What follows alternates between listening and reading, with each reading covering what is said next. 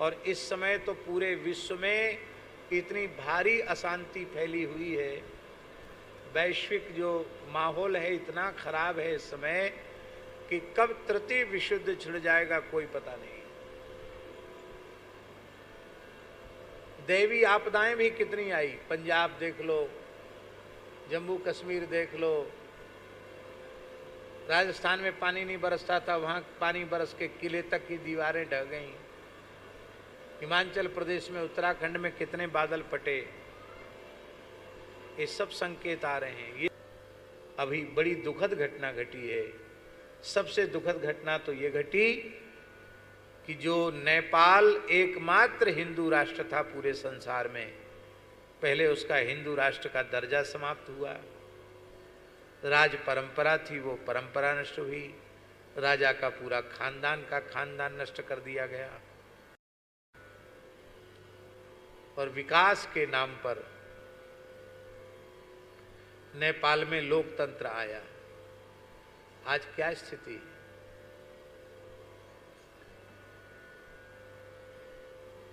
नास्तिकता, कम्युनिस्ट विचार बहुत बढ़ गई। जिस नेपाल में सर्वाधिक, जब तक नेपाल में गाय का आदर था तब तक वो हिंदू राष्ट्र था। गाय का तिरस्कार होते ही अशांति, उपद्रव शुरू हो गए और अब वह स्थिति नहीं है।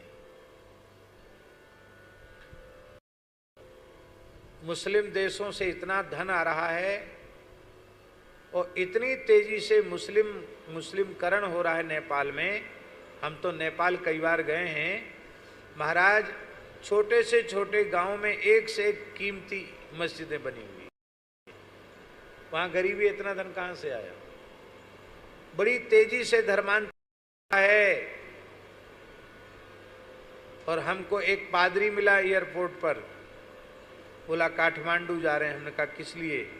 बोले अपने धर्म के प्रचार के लिए जा रहे हैं। विदेश का था। ईसाई मिशनरियां बहुत तेजी से, बचे खुचे लोग कम्युनिस्ट हो गए, ईसाई मुसलमान बढ़ गए। हर गांव में चर्च, हर गांव में मस्जिद। हिंदू साम्राज्य समाप्त होने का ये दुष्परिणाम हुआ कि आज नेपाल में आग लगी हुई है चारों ओर।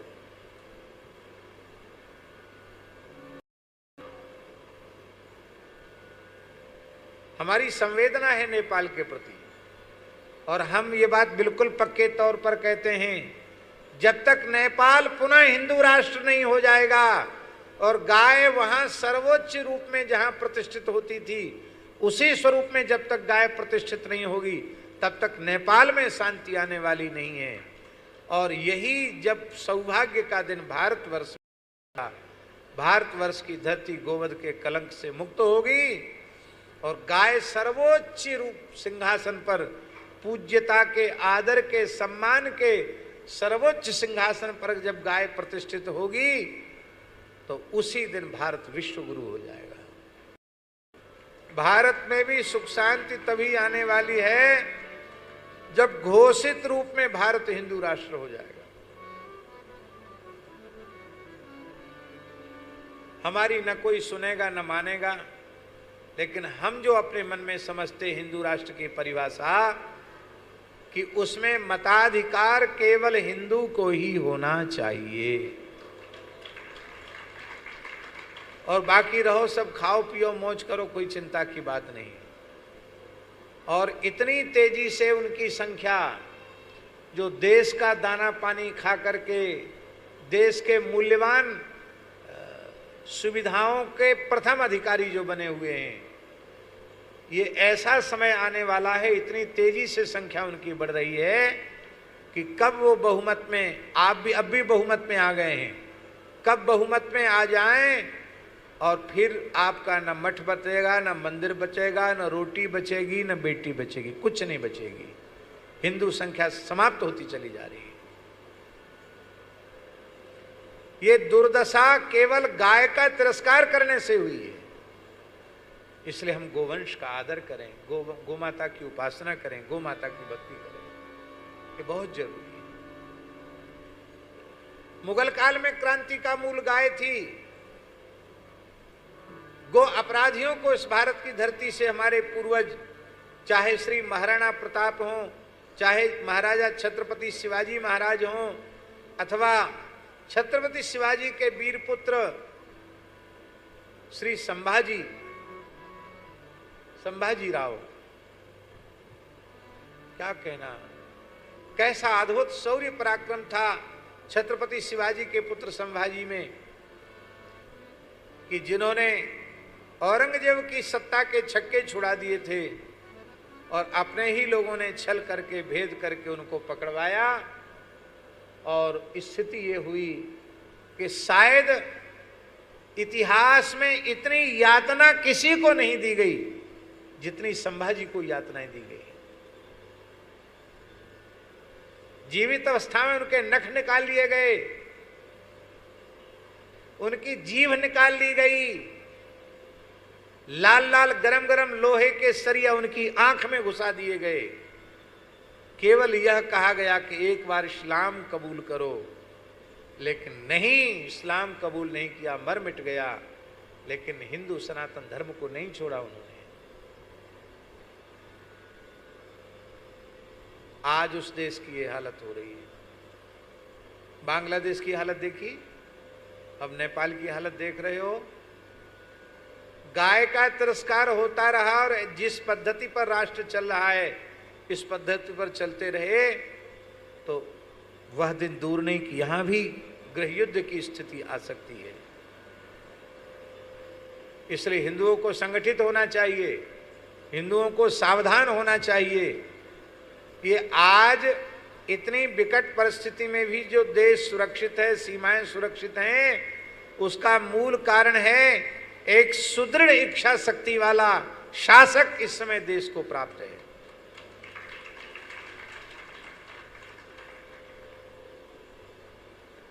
विश्व की सबसे बड़ी शक्ति अमेरिका झुका नहीं पाई और एक दिन आएगा कि अमेरिका को झुकना पड़ेगा, भारत नहीं झुकेगा।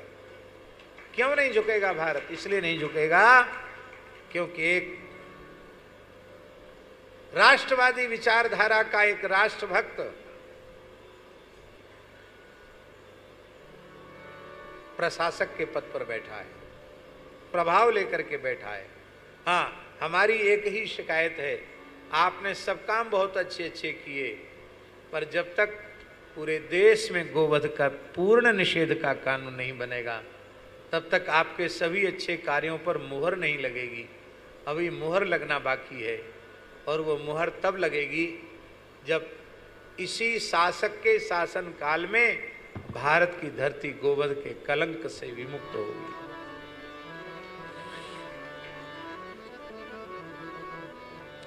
इसलिए हम लोगों को संकल्प करना है, गोभक्त बनेंगे हम,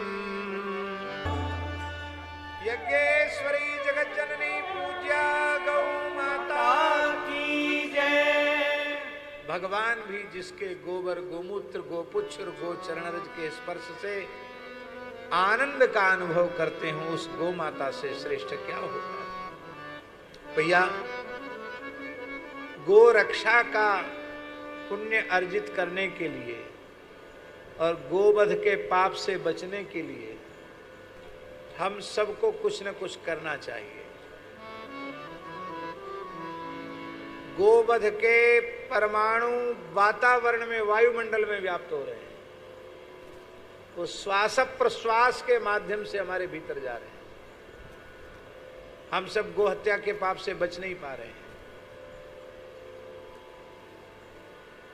सबसे बड़ा पाप यह कि जिस देश में गोहत्या हो रही उस देश में हम रह रहे हैं, वहां का अन्न जल हम रह रहे हैं।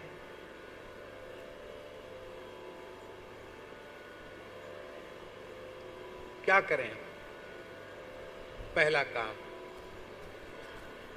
गोरक्षा के लिए भगवान से नित्य प्रार्थना। इसमें एक पैसा खर्च नहीं हो रहा है, रोज करो। कम से कम 4 माला 5 माला जप गोरक्षा के लिए करो और उसका पुण्य गोरक्षा के लिए अर्पित करो। भगवान से प्रार्थना करो कि प्रभु आप कृपा करें, भारतवर्ष में गोरक्षा का वातावरण जल्दी निर्मित हो और भारतवर्ष की धरती गोवध के कलंक से विमुक्त हो। भारतवर्ष की चिकित्सा, भारतवर्ष की शिक्षा, भारतवर्ष का विकास गो आधारित हो, भारतवर्ष की कृषि गो आधारित हो, तभी गाय सर्वोच्च रूप में प्रतिष्ठित होगी। दूसरा साधन, हम प्रतिज्ञा करें कि वेद लक्षणा भारतीय देसी गाय के दूध दही घी से ही अपने भगवान की सेवा करेंगे, अपने देवी देवताओं की उपासना करेंगे, पितरों का श्राद्ध तर्पण आदि करेंगे और वही हम आहार के रूप में लेंगे। स्पष्ट लिखा है पुराणों में, भैंस का दूध गिरते ही, भैंस का दूध दही पड़ते ही अथवा अन्य किसी पशु का दूध आते ही श्राद्ध तत्काल नष्ट हो जाता है। श्राद्ध तभी सुरक्षित रहता है जब विशुद्ध भारतीय देसी वेद लक्षणा गाय के दूध दही घी का प्रयोग श्राद्ध में हो। इसलिए न तेरही से कुछ हो रहा है, न बरही से कुछ हो रहा है, न श्राद्ध से कुछ हो रहा है। सब बाजार के दूध दही घी का प्रयोग कर रहे हैं, पितरों को कुछ नहीं मिल रहा है। कितने बात होगी? दो साधन, एक गोरक्षा के लिए नित्य भगवान से प्रार्थना, दूसरा साधन गव्य पदार्थों से ही देवता ऋषि पितरों का अर्चन और पूजन और स्वयं आहार के रूप में वही ग्रहण करना। तीसरा साधन है कि अपनी पवित्र कमाई का दशमांश गो सेवा में लगाना। आपकी जो पवित्र कमाई है, खून पसीना की कमाई है, उस कमाई का दशांश आप गो सेवा में लगाएं। ये 3 साधन आप करेंगे तो आपको गोवध्य का पाप नहीं लगेगा, नहीं तो सबको पाप चढ़ रहा है गोवध का। गाय के तिरस्कार का परिणाम नेपाल भोग रहा है। जहां जहां गाय का तिरस्कार हुआ सब ऐसे ही होंगे। और इस समय तो पूरे विश्व में इतनी भारी अशांति फैली हुई है, वैश्विक जो माहौल है इतना खराब है इस समय कि कब तृतीय विश्व छिड़ जाएगा कोई पता नहीं। दैवी आपदाएं भी कितनी आई, पंजाब देख लो, जम्मू कश्मीर देख लो, राजस्थान में पानी नहीं बरसता था, वहां पानी बरस के किले तक की दीवारें ढह गईं। हिमाचल प्रदेश में, उत्तराखंड में कितने बादल फटे। ये सब संकेत आ रहे हैं। ये सब गो हत्या के पाप का परिणाम। अभी भी लोगों को सावधान हो जाना चाहिए। महाराज जी, गाय की रक्षा संपूर्ण पृथ्वी की रक्षा है और गाय की हत्या संपूर्ण पृथ्वी की हत्या है, विनाश है। सारी प्रकृति का, सारी सृष्टि का विनाश है।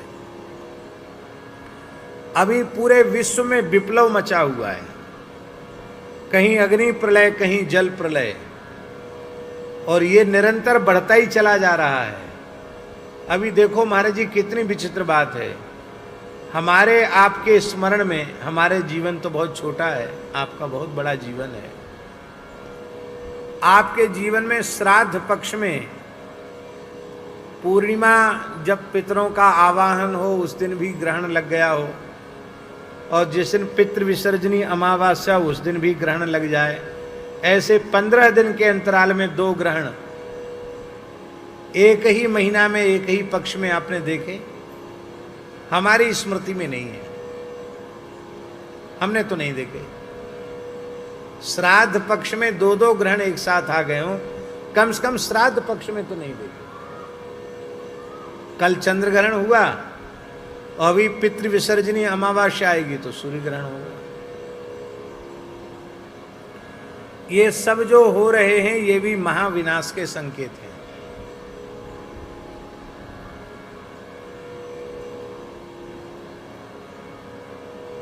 सब कह रहे हैं तैयारी करो, कोई कहता सोना खरीद के रख लो। अरे भाई, चाहे सोना खरीद के रख लोगे, चाहे चांदी खरीद के रख लोगे, भयंकर देवी आपदा आएगी तो क्या सोना चांदी खा के पेट भरोगे? महाराज जी, जल के बिना खेती नहीं होती है। लाखों हेक्टेयर भूमि जलमग्न हो गई, लहलहाते खेत धान के सब, वहां कमर कमर भर पानी हो गया, खेत भी खराब हो गए, वहां धार चल रही है पानी की। अभी वृंदावन की ये हालत है। आज किसी ने हमको दिखाया मोबाइल पर, गोकुल रमन रेती में वहाँ के संत, वहाँ के विद्यार्थी आश्रम में ही तैर रहे हैं, इतनी यमुना जी आ गई। अपने मलुक पीठ में, वृंदावन परिक्रमा मार्ग में तो इतनी यमुना जी चल रही है, आप खड़े होकर वहाँ खड़े नहीं हो, इतनी तेज धार चल रही है यमुना जी की।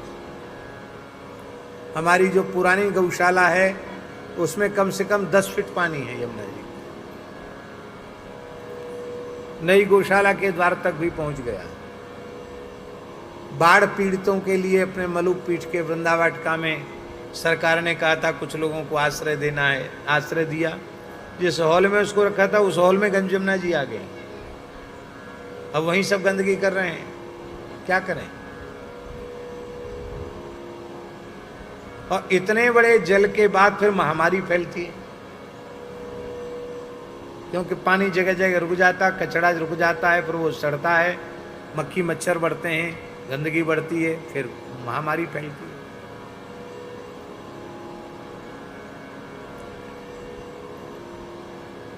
यह सब जो भयंकर उत्पात हो रहे हैं, दैवी उत्पात, और पूरा विश्व ये तो कब लड़ झगड़ कर आपस में मर मिटेंगे कोई ठिकाना नहीं है, ऐसी हालत पूरे संसार की बनी हुई है।